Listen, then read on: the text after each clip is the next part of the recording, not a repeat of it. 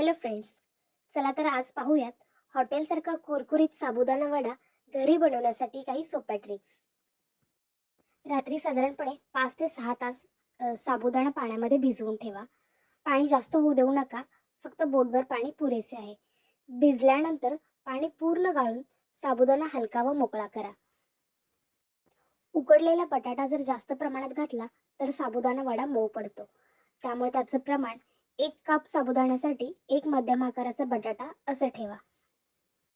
साबुदाणा वड्यात शेंगदाण्याचं कूट घालताना शेंगदाणे भाजून घ्या आणि कूट थोडंसं जाडसर असू द्या. त्यामुळे चव आणि कुरकुरीतपणा येतो.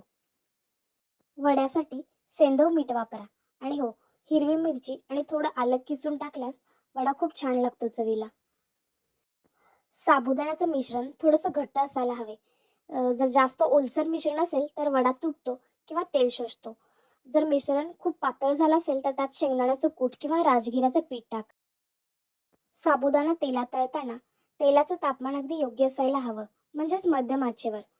फार जर गरम तेल असेल तर वडा बाहेरून जळतो आणि आतून कच्चा राहतो, आणि जर तेल थंड असेल तर वडा तेलकट होतो. साबुदाणे वडे बनवताना मिश्रण हाताला चिटकू नये म्हणून हाताला पाणी किंवा तेल लावा.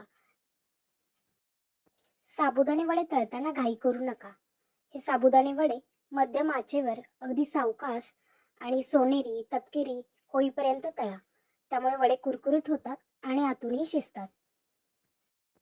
अशाच टिप्ससाठी चॅनलला सबस्क्राईब करायला विसरू नका. धन्यवाद.